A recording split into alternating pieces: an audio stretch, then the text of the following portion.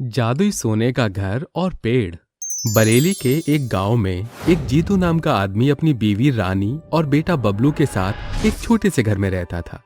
उनका गुजर बसर मुश्किल से चल रहा था और जीतू दूसरों के खेत में काम करके अपनी बीवी बच्चों का पेट भरता था। एक दिन बबलू बाहर खेल रहा था और खेलते खेलते उसको एक छोटा सा पौधा दिखाई पड़ा। वो काफी छोटा और सुंदर था। उसको देखकर, अरे वाह, ये कितना सुंदर पौधा है, इस पौधे से तो मेरी नजर ही नहीं हट रही। और बबलू उसको लेकर अपने घर के आंगन में जाकर लगा देता है। और तब उसकी माँ बोलती है, अरे बबलू, ये क्या कर रहा है तू? माँ, मैं पौधा लगा रहा हूँ। हाँ वो ठीक है, पर तू ये पौधा लाया कहाँ से? माँ, मैं जहाँ खेल रहा था वहीं पर ये पौधा था, धूप में था तो मैं इसको ले आया और अब हम अपने आंगन में रखेंगे इसको। अच्छा ठीक है। शाम को जीतू घर आता है और रानी बोलती है, जीतू जी, देखो तो हमारा बेटा कितना सुंदर पौधा लेकर आया है। चलो मैं तुम्हें दिखाती हूँ। रानी अब जीतू को लेकर आंगन में जाती है और उसको वो पौधा दिखाती है। और वो दोनों उस पौधे को देखकर हैरान हो जाते हैं क्योंकि वो पौधा काफी चमक रहा था। अरे जीतू जी, ये पौधा थोड़ा सा अजीब है ना? वो कैसे? देखो ना, कितना चमक रहा है ये पौधा। अरे ऐसा कुछ नहीं है। वो दोनों उस पौधे को देखकर सोने चले जाते हैं और वो पौधा काफी चमक रहा था। और अब अगले दिन जीतू और बबलू दोनों उस पौधे को पानी देना शुरू कर देते हैं। और ऐसे ही कुछ दिन गुजर गए और एक दिन जीतू अपने काम पर जाकर काम कर रहा था। और एक दिन जब वो अपने मालिक के खेत में काम करने जाता है, तब अचानक बहुत तेज बारिश होने की वजह से उसकी सारी फसल खराब हो गई। और मालिक जीतू से बोलता है, अबे ओए अंधे, तुझे दिखता नहीं क्या? तूने पूरा खेत बारिश में खराब करवा दिया। साहब, इसमें मेरी क्या गलती है? और मेरा पैर फिसल गया था, जिस वजह से मेरे सिर में भी चोट लग गई। तू किसी काम का नहीं है, नालायक कहीं का। तुम गरीब लोग होते ही कामचोर हो। मेरे यहाँ से चला जा, वरना तेरी हड्डी तोड़ दूंगा। ऐसा मत करो साहब, अगर मैं खेत में काम नहीं करूंगा तो मेरे घर का गुजारा कैसे होगा? वो क्या खाएंगे? हम तो भूखे मर जाएंगे साहब जी। तू यहाँ से जाता है या तुझे मारकर यहाँ से भगाऊं? साहब जी, मेरे बच्चे के लिए कुछ तो दे दो, जिसकी वजह से आज मेरे घर में चूल्हा जल जाए। अबे, एक तो मेरा नुकसान कर दिया और ऊपर से चौड़ा होकर खाने के लिए अनाज मांग रहा है। तुझे शर्म नहीं आती? रुक तू अभी।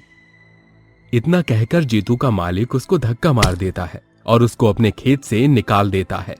और वो रोते हुए खुद से बोलता है, ये क्या लिखा है मेरी किस्मत में? अब मैं अपनी बीवी बच्चों को क्या खिलाऊंगा? रोते हुए वो अपने घर चला जाता है और उसकी बीवी पूछती है, क्या हुआ जी, आप इतने परेशान क्यों हो? कोई बात है क्या? जीतू उसको अब सब कुछ बता देता है। और अब ऐसे ही दिन गुजरते गए और बबलू के साथ एक दिन वो उस पौधे को पानी डाल रहा था। तब उसकी बीवी रानी उसको बोलती है, हाँ हाँ, डालो, पानी डालो तुम। मैं पूरा दिन काम करके आऊं और तुम यहाँ अपने बेटे के साथ आराम फरमाओ। रानी, मैं काम ढूंढ रहा हूँ लेकिन मुझे नहीं मिल रहा, मैं क्या करूँ? तुम कुछ भी मत करो। रानी उसको उल्टा बोलकर वहां से चली जाती है। और अब जीतू उस पौधे के सामने बैठकर रोने लगता है। अब जीतू को बैठे बैठे शाम हो जाती है और उसके आंसू रुक नहीं रहे थे और उसके आंसू उस पौधे पर गिरते जा रहे थे। और जब आधी रात होती है तो उसमें से फिर एक रोशनी आ जाती है और देखते ही देखते वो पौधे से पेड़ बन जाता है और जीतू को बोलता है, जीतू, जीतू। कौन है? इधर देखो जरा। जीतू ऊपर देखता है। अरे, ये तो अभी पौधा था, तो ये पेड़ कैसे बन सकता है? हैरान मत हो जीतू, मैं कोई मामूली पेड़ नहीं हूँ, मैं जादुई पेड़ हूँ। तुम मुझसे कुछ भी मांग सकते हो। ऐसे नहीं हो सकता है। भला कोई पेड़ जादुई कैसे हो सकता है? मैं तुम्हें दिखाता हूँ। अब पेड़ जादू करता है और उसका घर बहुत तेज चमकता है और वो काफी आलीशान बन जाता है। साथ ही साथ वो पूरा सोने का हो जाता है। और अब उसकी बीवी रानी और बबलू बाहर आते हैं तब बबलू बोलता है, अरे पापा, ये क्या हो गया हमारे घर को? पता नहीं बेटा, पर ये जादुई पेड़ है। ऐसा नहीं है, तुम लोगों का वहम है सब कुछ। चलो अंदर जाकर देखते हैं। अब जीतू और उसका परिवार घर के अंदर जाता है।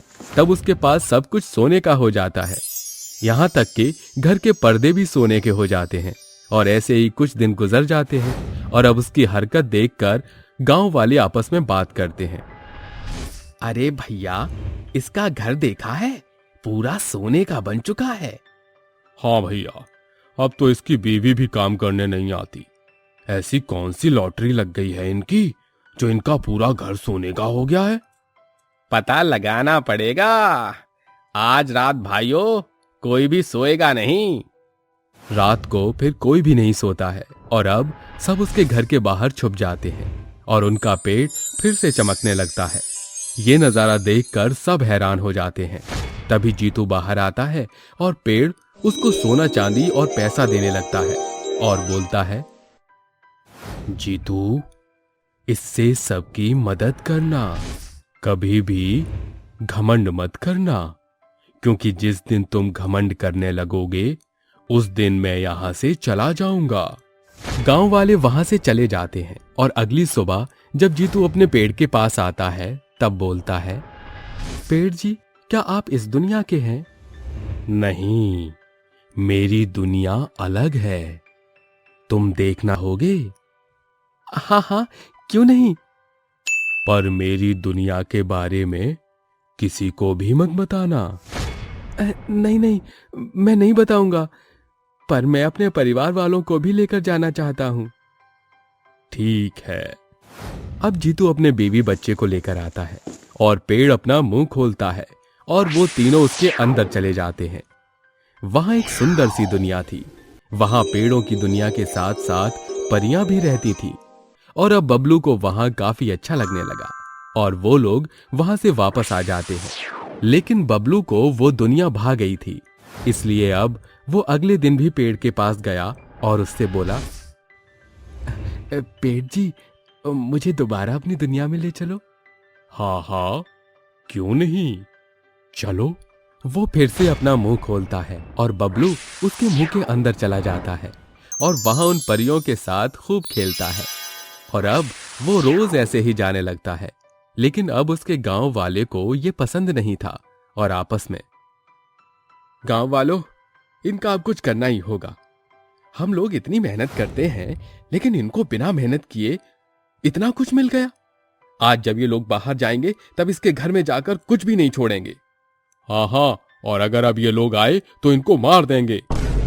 और अब जब शाम को जीतू अपनी फैमिली के साथ बाजार गया होता है तब गांव वाले आकर उसका सारा सामान चोरी कर लेते हैं और उसका घर भी तोड़ देते हैं। और जब जीतू और उसका परिवार वापस आता है तब गांव वाले उसको मारने आते हैं। तब वो पेड़ अपनी जादू से उन सभी को दूर कर देता है और अपनी दुनिया में जीतू और उसके परिवार वालों को लेकर चला जाता है। और अब जीतू और उसका परिवार उसकी ही दुनिया में परियों के साथ खुशी खुशी रहने लगते हैं।